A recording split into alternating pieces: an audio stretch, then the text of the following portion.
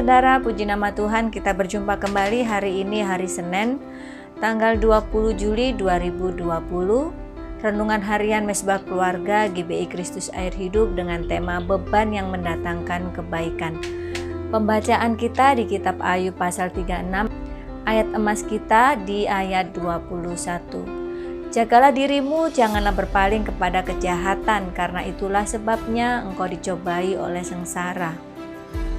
Tak seorang pun mau menjalani hidup dengan memikul beban yang berat. Artinya semua orang ingin terbebas dari beban, apapun bentuknya.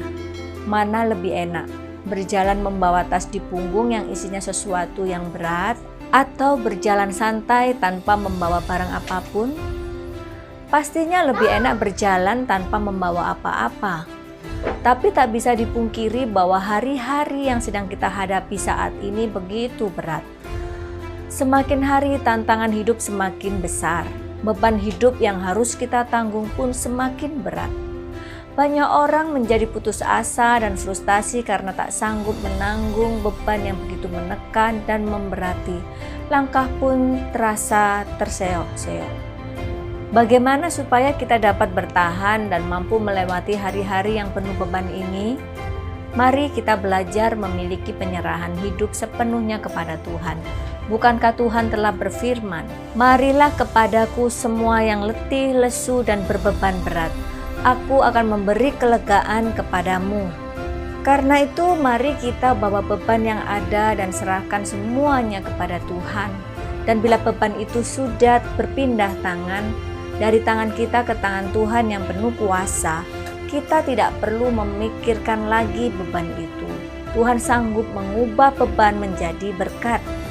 Kita harus selalu ingat akan nasihat Rasul Paulus bahwa pencobaan atau tantangan hidup yang kita alami di dunia ini takkan melebihi kekuatan kita.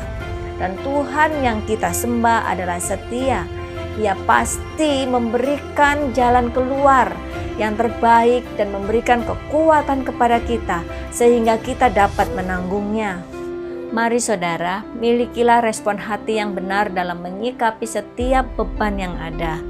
Beban atau pergumulan hidup seharusnya semakin mendorong kita untuk semakin mendekat kepada Tuhan. Hidup mengandalkan Tuhan dan tidak lagi mengandalkan kekuatan sendiri.